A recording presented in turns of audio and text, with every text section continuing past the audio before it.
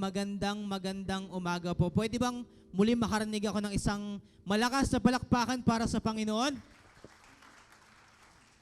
Ayan. God is truly great. So mga kapatid, naaalala nyo ba kung ano yung mga pinag-aralan natin last time? Okay, so ito po yung last topic po ng atin pong series na generosity. Okay? So, noong mga nakaraang linggo, so pinag-aralan po natin na bilang mananampalataya, ano ba dapat yung character na meron tayo. Tama po? So nawa, no, habang pinag-aaralan natin to, pinag-uusapan natin itong mga bagay na to, nawa, mas lumalalim din yung pagkakakilala natin sa Panginoon, mas lumalalim na nauunawaan natin, no, na bakit ba dapat tayo maging generous. Okay? Bakit ba dapat meron tayong gantong character? Okay, so pinag-usapan natin the life of generosity, no? A generous heart, no? The power of generosity. So nawa, no, every time na pinag-uusapan natin itong mga bagay na to, nawa, hindi lang tayo na-i-inspire, hindi lang tayo na-i-encourage after natin marinig yung message, but alam mo yun, every day sa buhay po natin, nawa, na-apply po natin yung mga bagay na yun sa buhay natin. And this morning, we will talk about bakit ba tayo dapat maging generous. Okay, kasi di ba, noong mga nakaraang week, pinag-aralan po natin na ito dapat yung character na meron tayo. Kasi kasama ngayon sa character ng isang mananampalataya. Okay? But the question is, bakit nga ba tayo dapat maging generous? So let's start this topic. Okay, na pinamagatang the generosity of God. Okay, so the generosity of God. Hindi po ba ako nakaharang? Okay lang. But before tayo mag-proceed, sino po dito yung wala pang notes? Taas ang kamay. Community notes. Wala pang notes. Meron po ba dito? Dito wala. Meron na lahat? Sige nga, taas nyo nga po yung notes po ninyo. Ayan, taas po. Yan. And I hope na bawat isa merong notes at meron pong mga ballpen. Okay? Para pag meron po tayo mga gustong isulat, yan, maisulat po natin. So hindi po natin masulat yan kapag aabangan natin yung ballpen ng kabilang upuan. Okay? So ayan. So ang pag-aaralan po natin is the generosity of God, no? So the generosity of God. So sinabi po sa 2 Corinthians chapter 9 verse 8 to 10. Sinabi ito, and God will generously provide all you need. Then you will always have everything you need and plenty left over to share with others. As the scriptures say, godly people give generously to the poor. Their good deeds will never be forgotten. For God is the one who gives seed to the farmer and then bread to eat. In the same way, He will give you many opportunities to do good. And He will produce a great harvest of generosity and in you. Nawa, nakikita ko ng bawat isa, no? Hindi ba ako nakaharang sa monitor? Okay lang? Okay. Di agree? Okay lang? Sige, sagutin natin yung tanong natin, Von. Okay. Sige ako konti dito, no? Ayan. So, sige po. Ano ba? Ayan.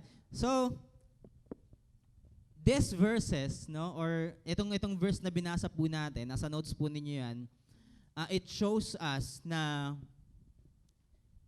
God is the one, okay, na nagpo-provide sa atin ng lahat ng ating mga pangangailangan. This verse ay nagpapakita po sa atin na bago tayo maging generous, first of all, naging generous na ang Panginoon sa buhay natin. Hindi lang yun. Actually, ito yung magandang part dito. Sinabi po dito, nasabi dito, for God, wait lang. Ayan, so for God is the one who gives to the farmer and then bread to eat. In the same way, He will give you many opportunities to do good.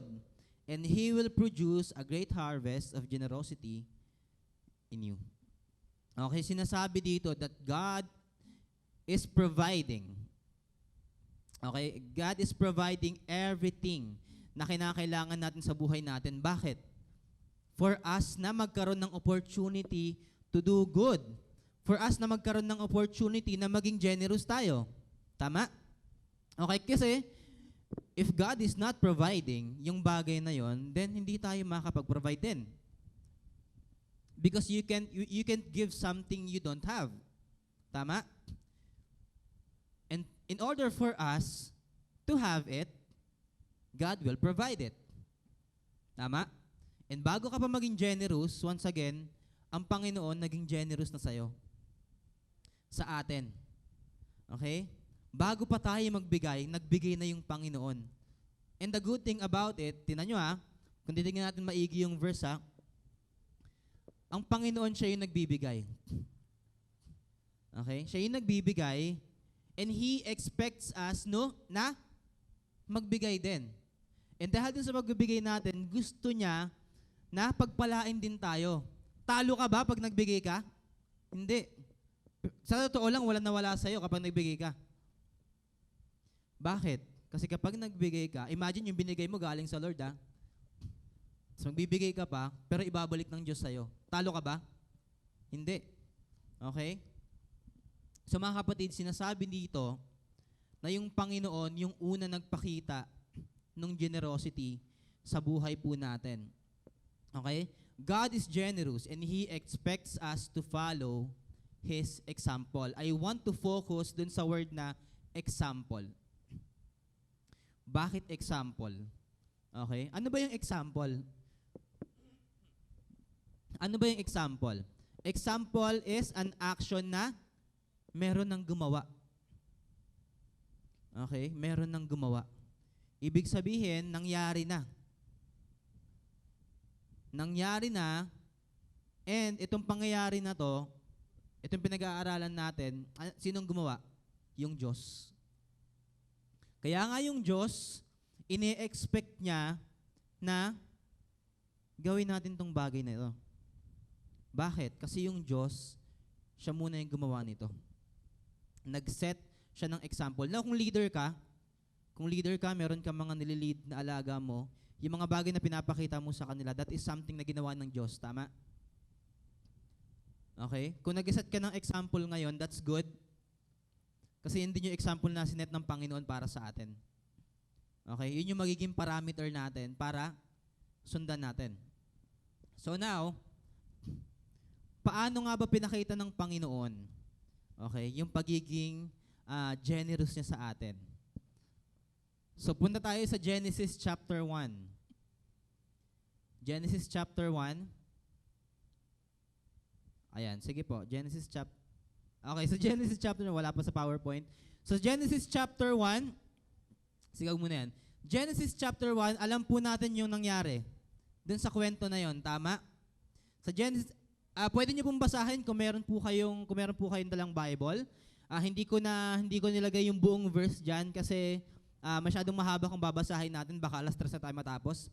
Okay? So Genesis chapter 1 verse 1 to chapter 2 verse 3.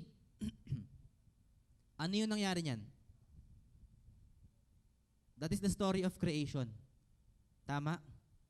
And that is the first act of generosity ng Panginoong Diyos sa buhay natin. Ito pa yung maganda dyan sa Genesis chapter 1. In Genesis chapter 1, verse 1, anong sinabi doon? Anong sinabi? Kung meron kayong idea? Sige, lakasan nyo.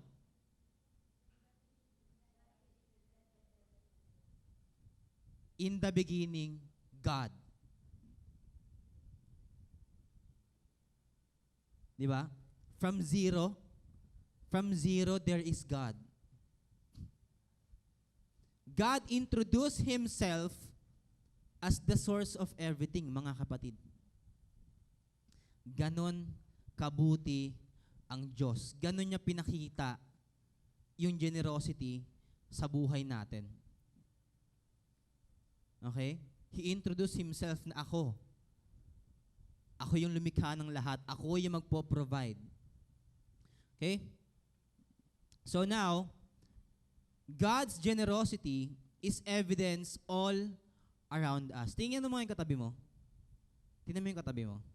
Ayan. So yung katabi mo, evidence yan ng generosity ng Panginoon. Tama? Natuwa ka ba sa katabi mo? Kapag hindi, baka hindi.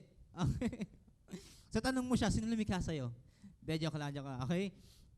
So dito, sa bagay na to, naisip ko lang lately, habang pinag-aaralan ko tong topic, ang pinaka-pinagpala dito, babae, lalaki? Parehas? Siyempre, hindi, joke lang. Parang makikita natin, no, parang mas pinagpala yung babae, no? Bakit? Kasi tinan mo, nung kinreate yung lalaki, ano sinabi ng Lord? It is not good for a man to be alone. Nung kinreate yung babae, pagising niya, meron na siyang, andun lahat ng kailangan niya. May jowa na siya.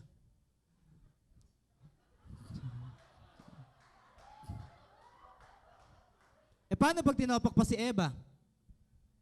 Matik si Adan yung aawayin niya, di ba? O paano pag si Adan yung tinopak? Hindi niya pwedeng awayin. Tadyang mo ako eh. Di ba? Joke lang. Parehas na yung pinagpala ng Panginoon. Okay? Joke lang yun, ha? No? Sana all ganun, no? Pagising may jowa ka na. Joke lang. Ayan, ganun. Ganon kabuti yung Diyos, no, sa buhay natin.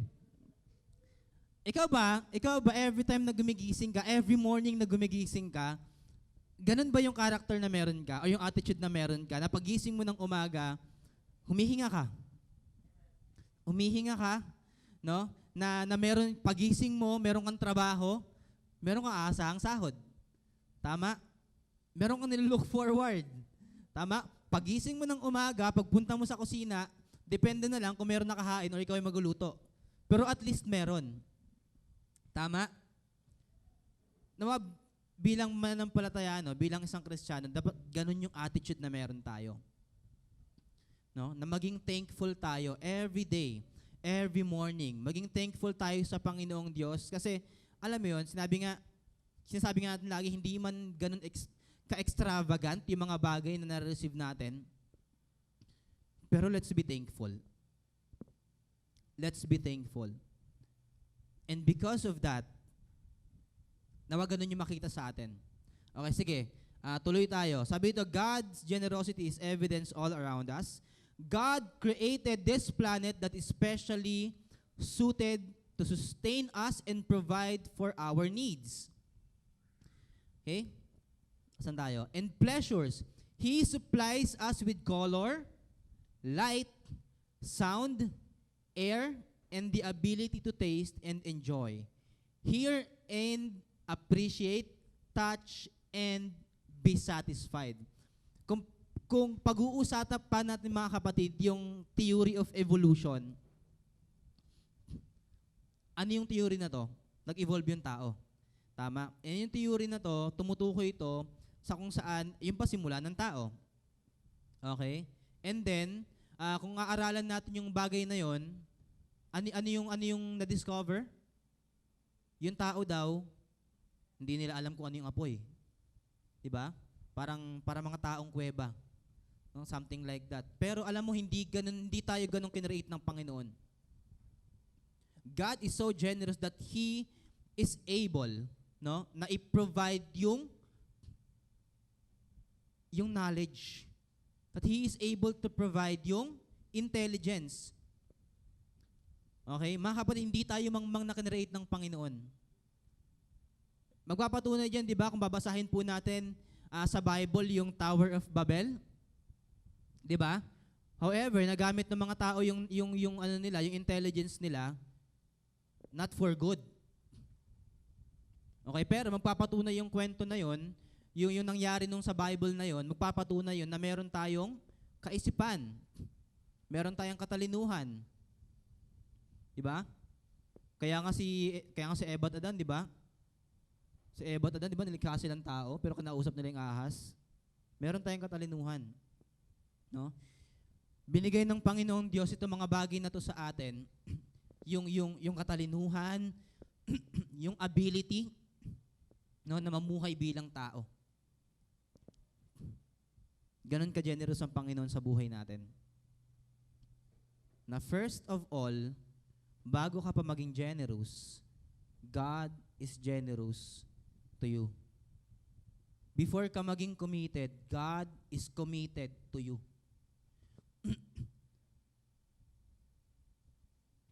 Imagine from from nothingness, there is God.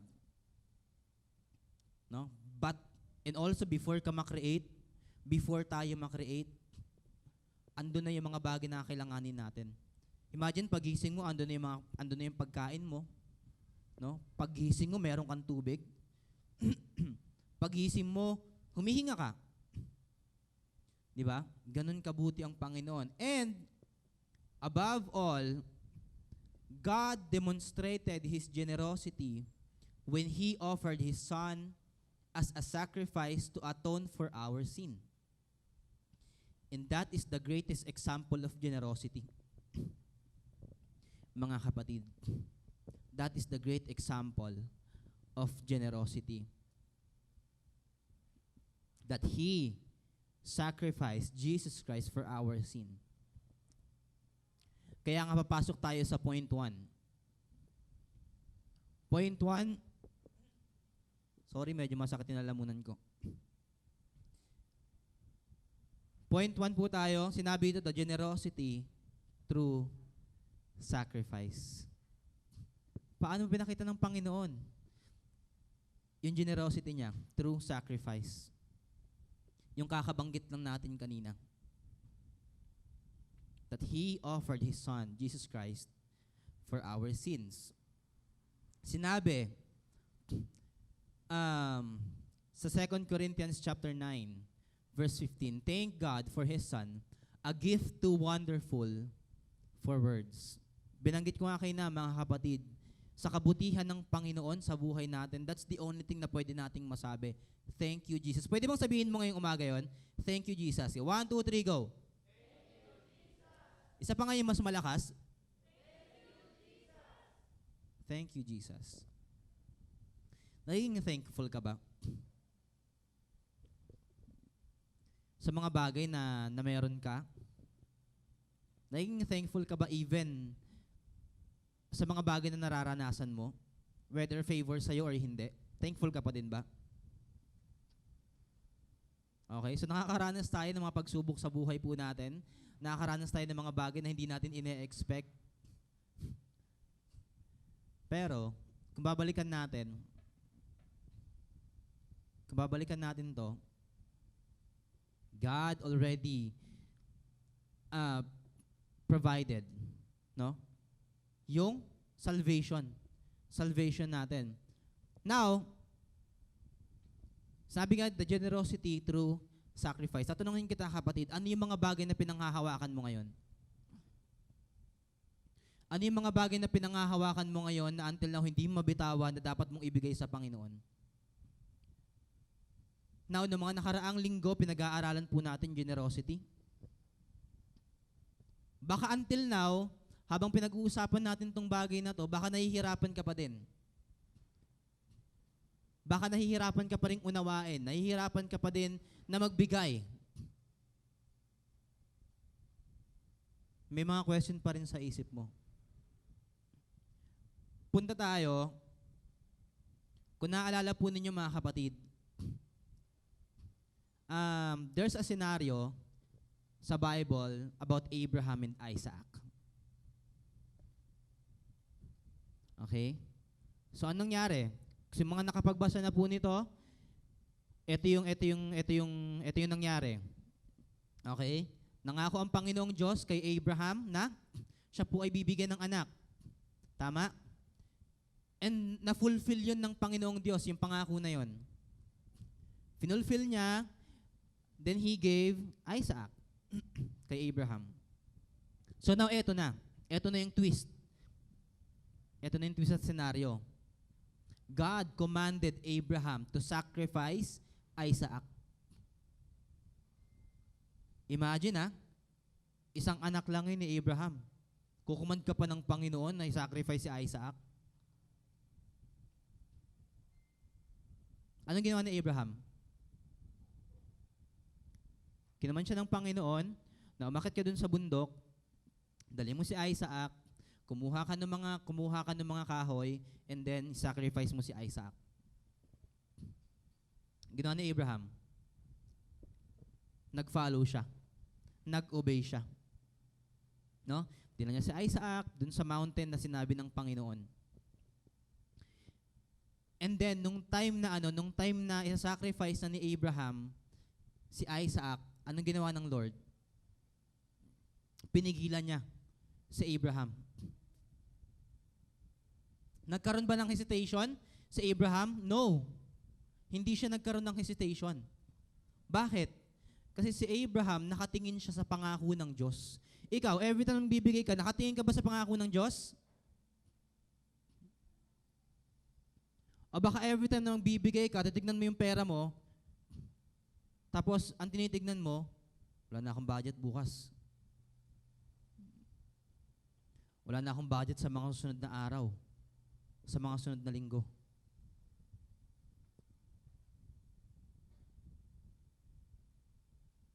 O nakatingin ka sa pangako ng Diyos na yung bagay na ibibigay mo sa Kanya will be your gain, not your loss, mga kapatid. Hindi mo kawalan yun.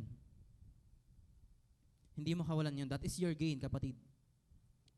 Kung bakit hindi nag-hesitate si Abraham, kasi alam niya na si Isaac ay sagot ng panalangin. Sagot sa pangako ng Panginoon. Na kahit anong mangyari, alam ni Abraham na ito yung Diyos, mawala man si Isaac, ito yung Diyos na nagbigay sa akin ito. Nawa mga kapatid, ganun din tayo, no? That's the same sacrifice. That's the same sacrifice na hinihingi ng Diyos sa'yo. So ano ibig sabihin mo, Von? Dapat ba ialay ko yung anak ko? Hindi ganun. Okay? Kung meron kang isang anak, no? Hindi ko nasabing inaalay mo, ialay mo yun, gumuhit ka ng star na sa floor mo, no? Hindi ganun. Okay? Hindi mo na kailangan mag-sacrifice ng tao. Siyempre, papaho ka rin sa cross? Ginawa na ng Diyos yun. But that's the same sacrifice na gusto makita ng Diyos sa buhay natin. The sacrifice without hesitation. Kaya kita tinatanong, kapatid, ano yung mga bagay na ngayon pinangahawakan mo na hindi mo masurrender sa Panginoon? Ano yung mga bagay na yon? Naiisip mo na ba? Kung naiisip mo na ngayong umagang ito, this is the time for you. No, that without hesitation, bigay mo yan sa Lord. Baka kasi para yan talaga sa Kanya. Okay? That's the same sacrifice, mga kapatid. Now, sinabi sa John 3:17, sabi dito, God did not send His Son into the world to condemn it, but to save it. Galing ng Lord, no? Galing ng Lord. Sa kabila ng mga pagkakasala natin, sa kabila ng katigasan ng ulo natin, binigay niya pa din si Jesus Christ para sa atin. Okay? Pwede naman niyang piliing hindi eh. Pwede naman niyang piliing hindi. Kasi kung babasahin mo yung Bible, from Old Testament pa lang eh. Ba? From Old Testament pa lang, ilang beses nangako ang Diyos? Daming beses. Pero yung ginagawa, anong sagot ng Israelites? Katigasan ng ulo. Kasalanan. Pero sa kabila ng mga bagay na yun, God is faithful, no, to fulfill yung mga bagay na sinabi niya. God is able to fulfill and to provide everything. Balikan natin yung tanong. Kung meron kang mga bagay na hindi mo kayang i-sacrifice para sa Panginoon, or kung meron kang bagay na until now, baka ngayon meron kang pinipili. Baka meron kang pinipili, pero hindi ang Diyos. Baka ngayon, nakaupo ka dyan, pero yung isip mo lumilipad. Okay? So mga kapatid, I am encouraging you na ano man yung mga bagay na yon na hindi natin kayang i-sacrifice, magkaroon ka ng courage. No? Natignan mo yung pangako ng Diyos sa buhay mo.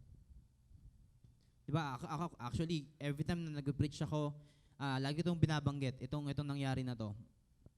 Diba nung si Jesus Christ, tinawag niya yung mga disciples. Diba merong nangyari doon na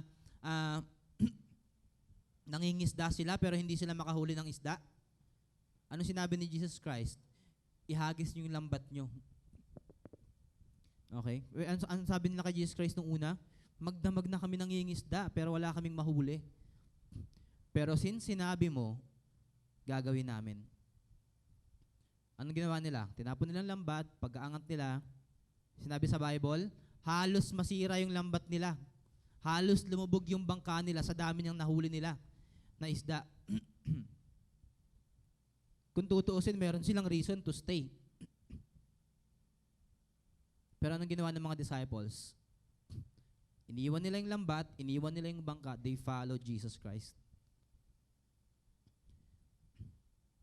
And that's the same sacrifice, mga kapatid, na gusto ng Diyos sa buhay natin.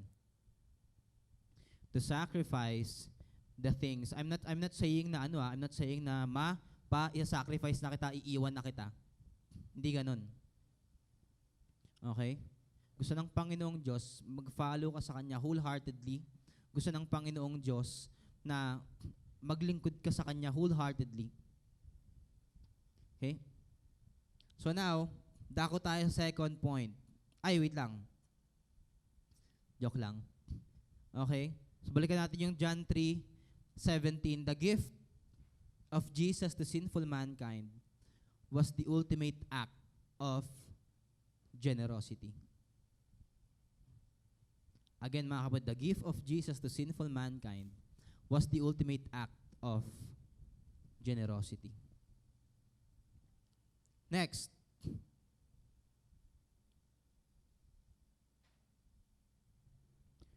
The generosity of forgiveness. The generosity of forgiveness. In Ephesians chapter 4, verse 32, instead be kind to each other, tender-hearted, forgiving one another, just as God, through Christ, forgiven you. Mga kapatid, as we have been forgiven, we are to forgive.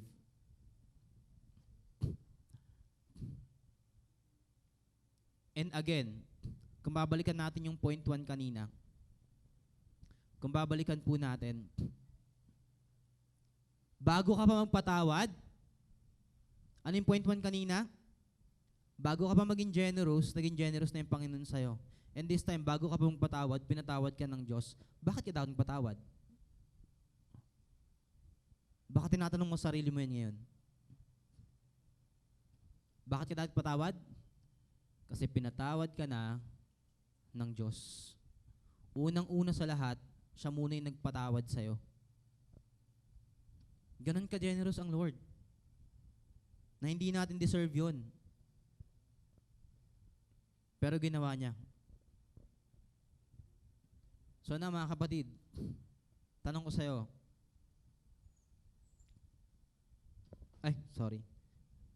So mga kapatid, tanong ko sa'yo, nagpatawad ka na ba? Papasko na, oh. Nagpatawad ka na ba? O hinihintay yung magpasko para magpatawad? Alam mo yun yung maling mindset natin mga Pilipino eh. Or hindi ko alam kung Filipino lang ba or baka sa ibang bansa din, ganun. Ang mindset natin kapag holiday, araw ng ano daw? Di ba yung holiday kapag Christmas Day, pag New Year, ano yun? Araw ng pagpapatawad daw. Araw ng pagpapatawad, pambihirang yun, no? May sinabi ba sa Bible na forgive one another every Christmas Day? Wala. Kasi araw-araw, kung meron kang kasamaan ng loob, magpatawad ka. Ilang beses ka ba dapat magpatawad? Ha? Sige, may Gcash to. Charot. Wala akong ganun. Ilang beses ka ba dapat magpatawad?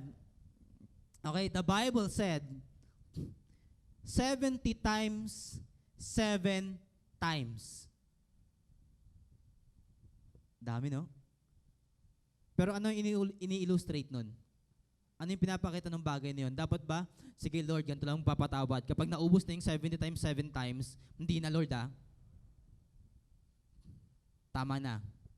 Hindi ganon. Ano yung pinapakita nun? Huwag kang magsawang magpatawad. Huwag kang magsawang magpatawad. Ito, I just want to share. Alam mo, tataka ako sa family namin. Every time na, ang tagal namin hindi nagkaroon ng reunion. Tagal namin hindi nagkita-kita, ang tagal namin hindi nagkasama-sama. Nagkasama-sama lang po kami nung from 2018. Ano nangyari ng 2018? Namatay po yung mother ko. Doon lahat ng kamag-anak ko. Last year, namatay yung lola ko. Andun lahat sila. So sa isip-isip ko, siguro dapat taon-taon may mamatay sa amin.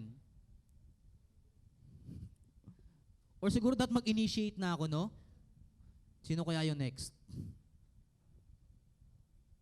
Ang tataka ako kasi every time na may namamatay, pag Pasko, tsaka lang kami nagkakaroon ng reunion, nagkakaroon ng reconciliation. Pero mga kapatid, dapat hindi ganun. Okay? Kasi yung Panginoon, wala naman siyang season eh. Walang season yung Panginoon kung kailan kanya patatawarin. Kasi yung Panginoon is generous. He is faithful. He is able to forgive you. Whether maliit, malaki yung kasalanan na nagawa mo, He is able to forgive you. Nawa mga kapatid, ganun din sa atin. Kung natin hintayin yung Pasko, parang patawad. No? Kung meron kang kasamaan ng loob, patawad ka na. Nahintayin yung bagong taon. Okay, mamaya, hinihintay mo yung, tsaka mga kapatid, alam mo, hindi ako naniniwala dun sa time heals. Naniniwala ba kayo dyan? Time heals. Naniniwala sa time heals dito? Kung yung tataas ng kamay, usap tayo mamaya.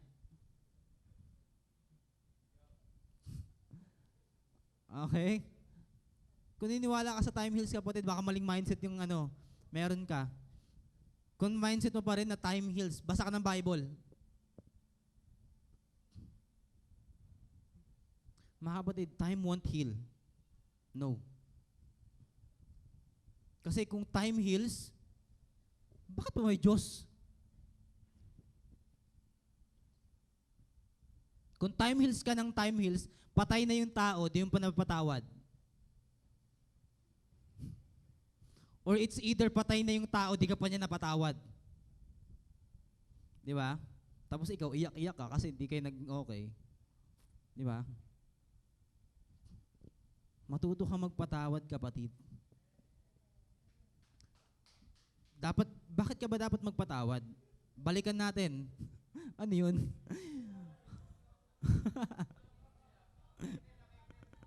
Affected? Patawad ka na daw. Okay? Ini-emphasize nun, kapatid, na dapat hindi ka magsawang magpatawad. Huwag ka magsawang patawad kasi yung Diyos hindi rin nagkasawang patawad sa'yo. So medyo binali natin, no? Naging forgiveness, naging forgiveness yung topic natin. Hindi, kasi ganun ka-generous ang Panginoon. Nabanggit ni Preacher MacV yung nakaraan yung, di ba, pinag-aaralan tong generosity. No? Na yung generosity, hindi lang siya umiikot sa pera. Tama? Minsan kasi, ang maling mindset natin, pag binanggit yung generosity, pera na naman. Okay? Pero we can show generosity. Mga kapatid, we can show generosity kahit hindi pa tungkol sa pera. Ito yung ginawa ng Panginoon. No? Ano yung ginawa niya? Through sacrifice, through forgiveness. Okay? So now, again mga kapatid, magpatawad ka. Okay? Magpatawad ka. And then, malapit tayo matapos mga kapatid. So, ano yung para sa akin? So, na yung point 1 and point 2 natin, these are the things na dapat makita sa atin. These are the things na dapat gawin natin. We must learn to sacrifice. We must learn to forgive. That is something na ginawa ng Panginoong Diyos sa buhay natin. So now, bakit ba ako dapat maging generous? Bakit ako kailangan mag-sacrifice? Bakit ako kailangan magpatawad? Ano yung dapat kong panghawakan? Baka kasi nahihirapan ka pa din.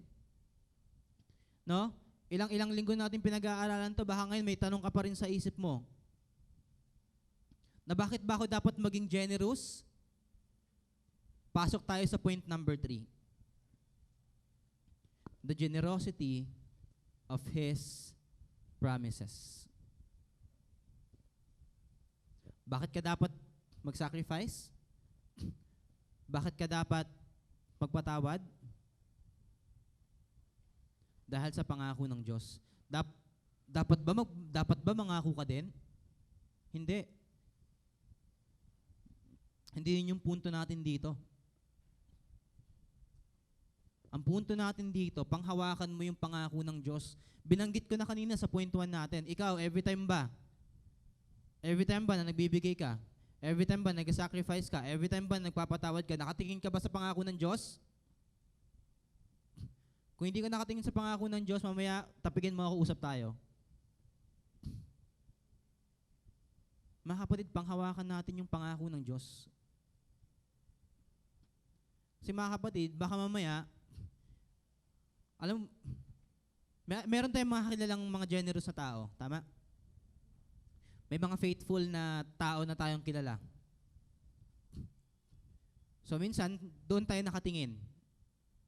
Tinitignan natin kung gaano sila ka-generous, tinitignan natin kung gaano sila ka-faithful. Which is wala namang problema. Walang problema kung yung tao talaga na yan ay generous, faithful. Walang problema, follow their example. However, paano kung yung tao nag-fail? Paano kung yung tao hindi na naging generous? Paano kung yung tao hindi na naging faithful? Paano ka na?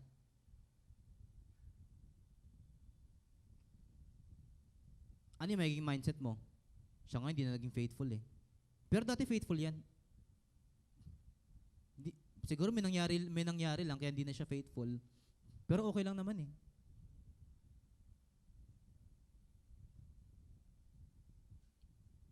Baka until now, doon ka pa rin nakahawak. Pero mga kapatid, paano mo ba pangahawakan ang pangako ng Panginoon? By reading this.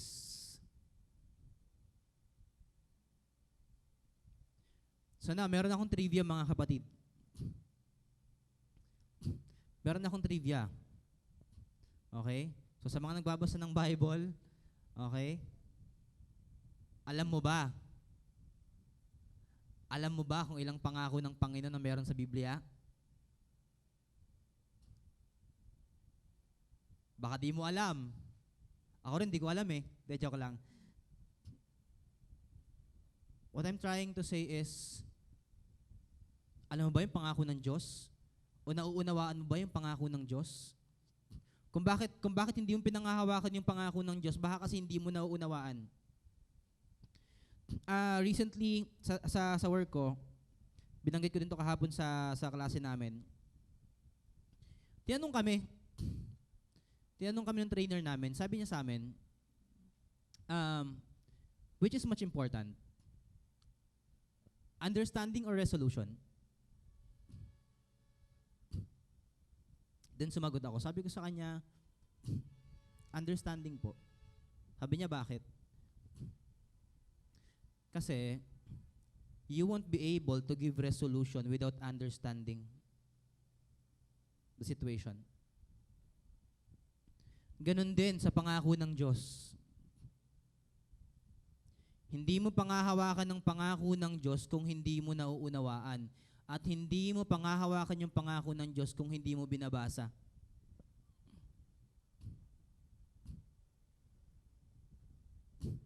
And babalik tayo sa pinakaumpisa. Bago ka pa mangako, nangako na yung Diyos. Naniniwala ka ba dyan?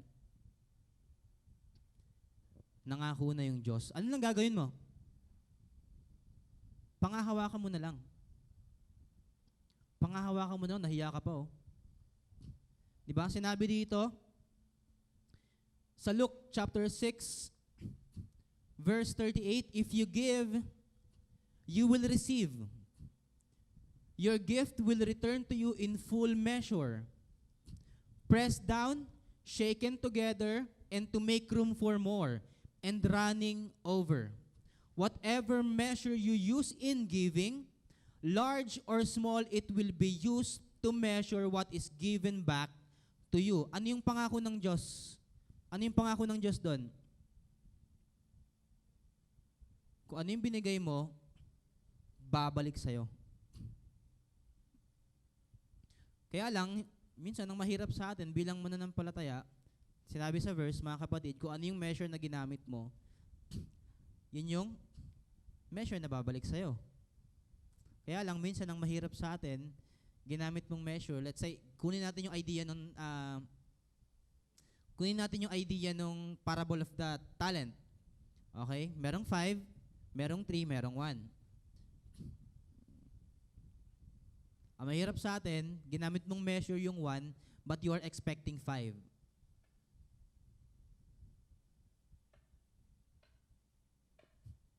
Pero ang pangako ng Diyos, mga kapatid, kung ano yung measure na ginamit mo, syempre yun yung babalik sa'yo. Pero ang galing ng Lord, no? Kung titignan natin yung verse, bakit?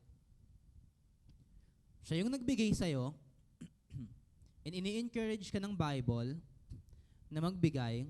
Binanggit ko din to kanina. At the same time, babalik pa rin sa'yo. Balikan natin yung tanong, talo ka ba? Talo ka ba? Hindi. Hindi ka talo. Kasi nga, kung tutuusin, walang nawala sa'yo eh. Hindi man bumalik sa'yo, yung specific na binigay mo,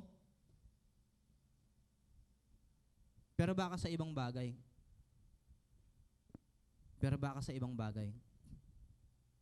Maybe, merong pangailangan yung family mo, hindi man sa'yo personal. Baka may pangailangan yung family mo, doon dumating yung blessing. Baka you are praying for something like promotion sa trabaho or gusto mo magkatrabaho. No? Nagbigay ka sa Lord, naging committed ka sa Lord, hindi man yung specific na bagay yung hinihingi mo, mahal mo, promote ka.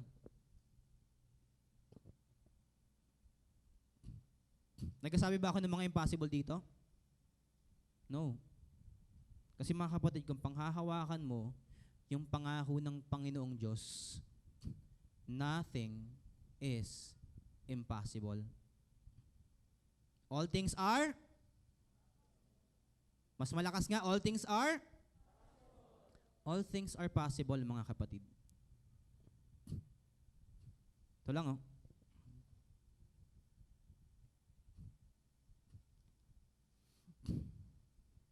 Basahin mo yung Biblia.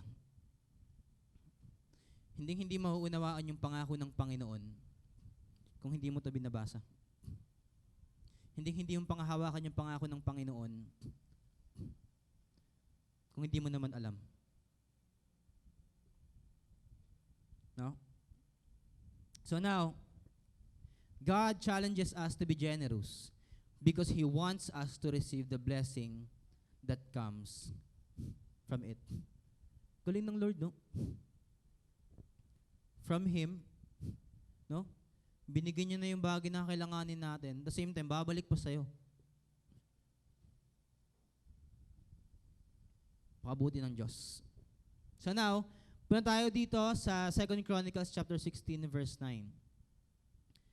So itong Luke chapter 6, verse 38, nagre-reflect dito yung katotohanan ng 2 Chronicles chapter 16 verse 9 that the eyes of the Lord search the whole earth in order to strengthen those whose hearts are fully committed to Him.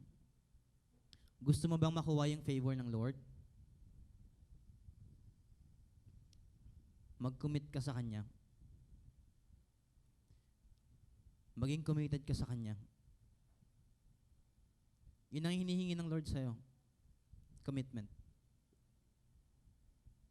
Okay? So now, conclusion.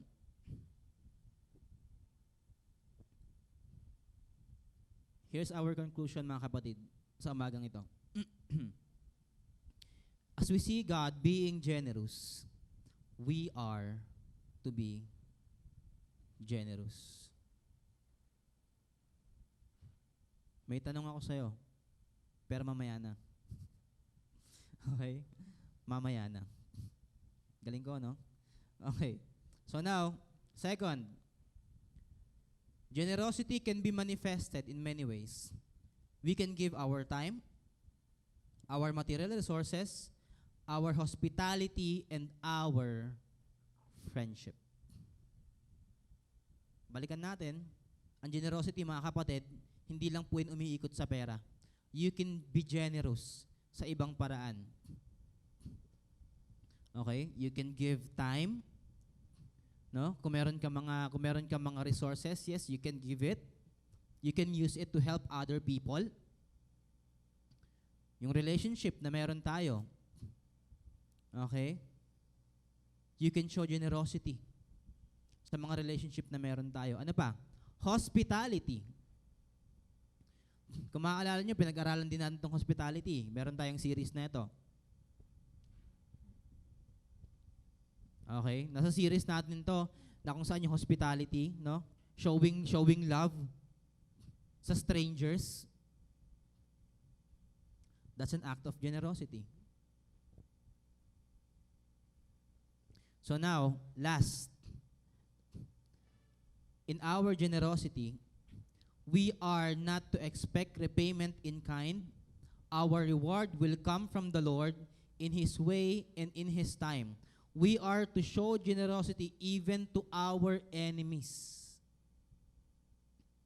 If someone takes your coat, do not withhold your shirt from them.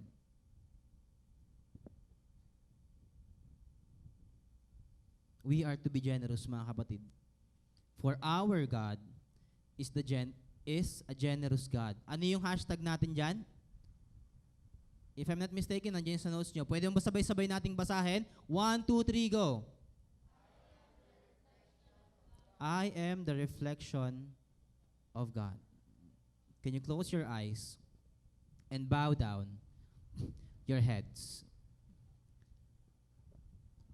So na mga kapatid, habang nakayuko ka, habang nakapikit ka, meron akong tanong. Baka kasi until now, nalilito ka pa rin. Baka until now, naguguluhan ka pa rin. Meron akong tanong sa'yo. Ang tanong ko sa'yo, eto. Magtatanong ka pa ba? Magtatanong ka pa ba?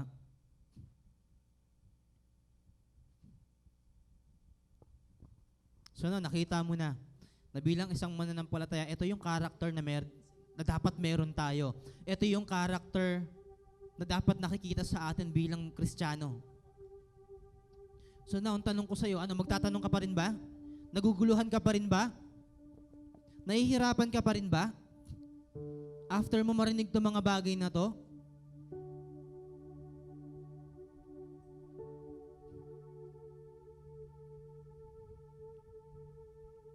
So mga kapatid, balikan natin kanina. Tatanong kita ulit, ano yung mga bagay na hindi mo kayang isacrifice para sa Lord?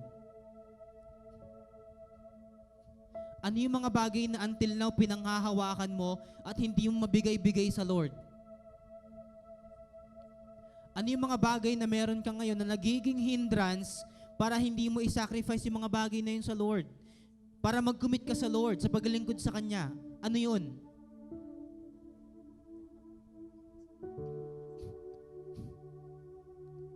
Baka kasi until now meron. At kung bakit ka nahihirapan, baka pinangahawakan mo pa rin kasi yun eh.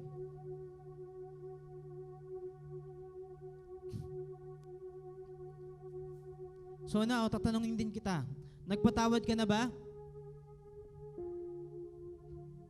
Or alam mo ba kung paano magpatawad?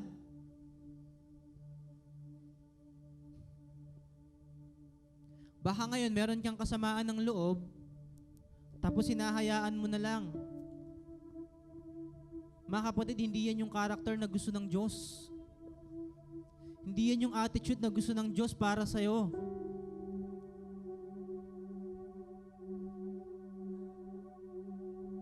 God is so generous that He is able to sacrifice His Son, Jesus Christ, who died for you and me. God is so generous that He is able to forgive you, to forgive me.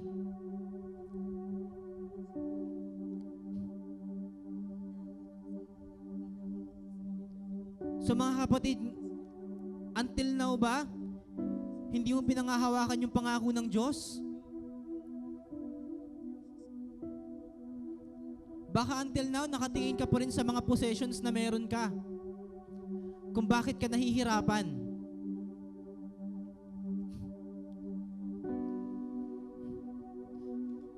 Baka until now, sinasabi sa iyo ng Diyos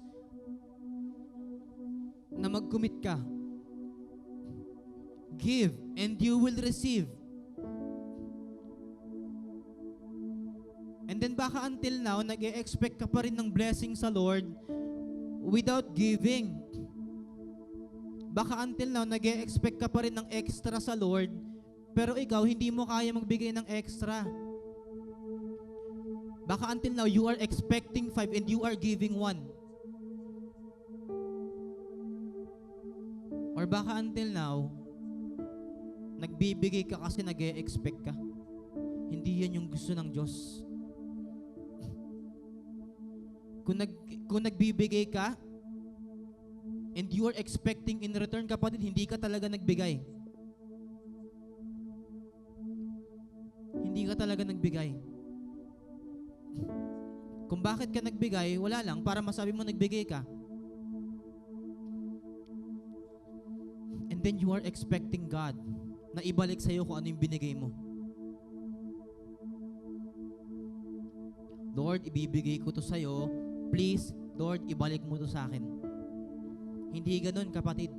Hindi ganun. Hindi ganun yung attitude na gusto ng Diyos na meron ka. Imagine God sacrificed His only Son without any hesitation. God sacrificed His Son sa kabila ng mga pagkakasala natin. Did He expect in return? No.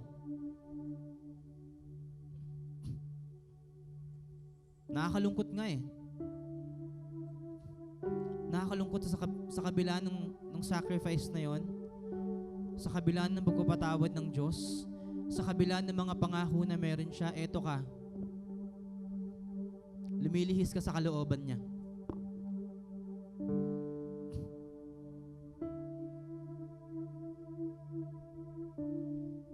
God already did His part.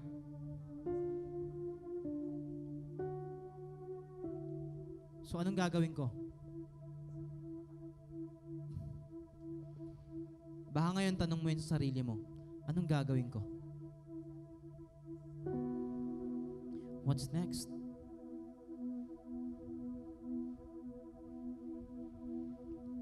Ginawa na ng Diyos yung part niya sa buhay mo.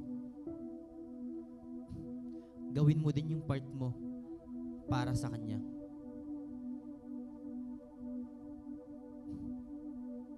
Now, this time, pray to God. Kung meron mga bagay sa buhay mo na until now hindi mo masacrifice, ask God na bigyan ka ng courage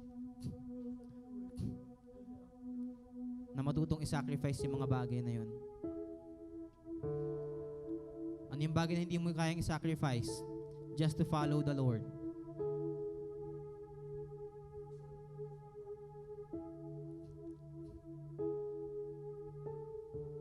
Okay?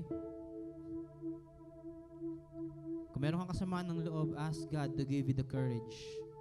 Na Lord, whether siya, whether ako, yung may pagkakamali, magpapatawad ako dahil ito yung gusto mong gawin ko. And that's the attitude na dapat meron ka. Kasi yun yung attitude ng Lord. Mga kapatid, I want you to remember this. You are the reflection of God.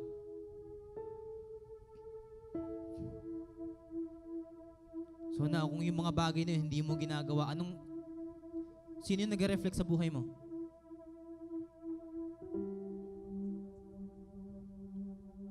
Hold on to God's promises. Baka meron ka pang takot. Baka meron ka pang pangamba. Meron ka pang pagdadalawang isip.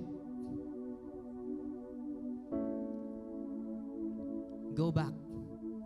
Go back sa pangako ng Panginoon. Go back.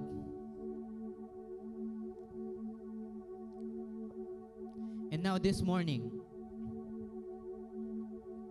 kung ikaw ay bisita, first time mong umattend dito sa church namin, and ngayon mo lang narinig tong message na to, let me tell you this, God died for you. God sacrificed His Son, Jesus Christ, to die for your sin.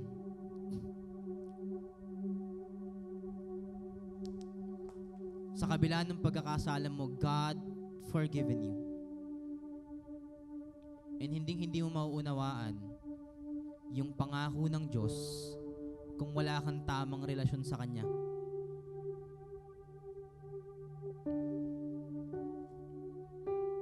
This morning, gusto bang mas maunawaan yung pangako ng Diyos? Gusto bang maranasan kung paano siya magpatawad? Gusto bang maranasan yung pagmamahal ng Diyos sa buhay mo? Magkaroon ka ng tamang relasyon sa Kanya. Kung ngayon hindi mo tinatanggap yung Panginoon sa buhay mo, wala ka pang tamang relasyon sa Panginoon, hindi mo maunawaan itong mga bagay na to. You won't be able to experience these things kung wala kang relasyon sa Kanya. And kung first time mo, ngayon ka lang umattend, wala kang tamang relasyon sa Panginoon, pwede ba kitang anayahan na itaas yung kamay mo? Taas mo yung kamay mo kung wala ka pang relasyon sa Panginoon, hindi mo pa siya tinatanggap. Taas mo yung kamay mo, papanalangin kita. Meron ba? Kung ngayon mo lang narinig to, no? In-invite ka dito at narinig mo tong message na to. And sinasabi mo na gusto magkaroon ng relasyon sa Panginoon, pwede ba na itaas mo yung kamay mo? Ipapanalangin kita.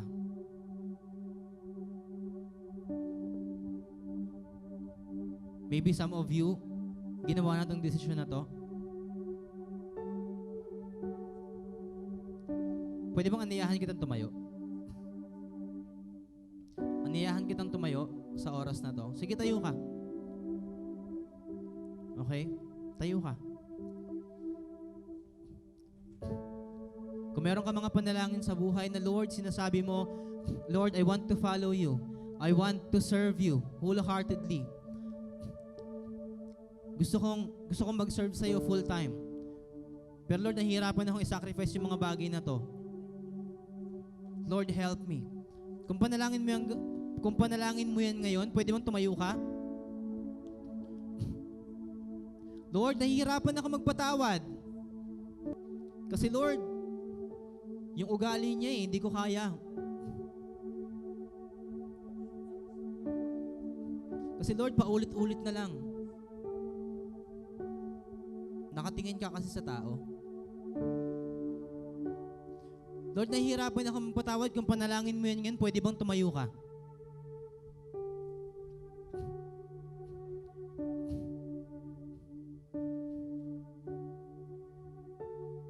Lord, nahihirapan ako pang hawakan yung pangako mo.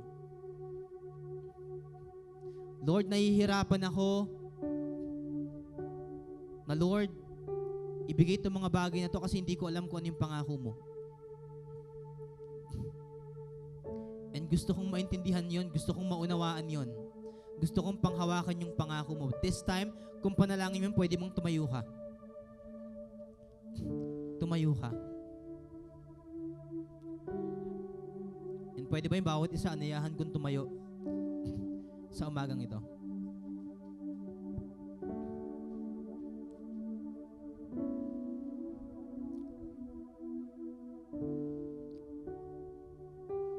Let us pray. Dear God, Lord, we come to you this morning, O God, with a humble heart, Panginoon. Lord, we come to you, Father God, sa umagang ito, Father God, na kung saan, Panginoon, may mga bagay sa buhay po namin, Father God, na, Lord, we don't know what to do. Lord, we want to serve you. Lord, we want to follow you. We want to commit our lives to you, Panginoon. And Lord, there are things sa buhay po namin, Father God, hindi namin bitaw-bitawan, Panginoon. Lord, nahihirapan kami magpatawad. Panginoon, tulungan mo kami, O Diyos. Na Lord, tignan po namin yung mga kapatid po namin sa pananampalataya, Father God. Hindi po namin tignan, Panginoon, kung sino sila. Hindi po namin tignan, Panginoon, kung ano yung bagay na nagawa nila po sa amin, Father God. Lord, nawa makita po namin, Father God, na yung kapatid po namin sa pananampalataya, na eto, yung taong niligtas mo. At yung kapatawaran, Panginoon, eto yung binigay mo sa akin. Lord, I do ask, Father God, that you may give us the courage, Panginoon, to forgive one another. Father God, this morning, Panginoon, I do ask, Father God, na tulungan mo kami, Father God. Lord, hindi po kami tamarin, Panginoon, nabasahin yung salita mo. Na Lord, basahin yung mga pangako mo sa buhay po namin. Lord, tulungan mo kami, Father God, na yung pangako mo sa buhay po namin, yung panghawakan po namin, O Diyos. Lord, maybe this morning we have fear. Lord, nagda-doubt kami, Panginoon. Lord, ilang linggo na namin itong pinag-aaralan, but Lord, until now, meron pa rin akong takot sa puso ko. Lord, I do ask, Father, na bawat isa po sa amin dito, Panginoon, ay panghawakan yung pangako mo. Dahil kahit kailan, O Diyos, hindi mo kami binigo. Yung pangako mo ay laging tapat. Yung pangako mo ay totoo at tunay sa buhay po namin. Panginoon, maraming salamat. Maraming salamat sa mga pagpapala mo, O Diyos, na kahit kailan na hindi nagkukulang. Salamat, Panginoon, sa kabutihan mo and sa pagmamahal, Father God, na patuloy naming nararanasan. Panginoon, may you continue to fill us, Father God, with your love, with your presence, O God. Fill us with your Holy Spirit and lead us, Panginoon, to follow your examples, O God.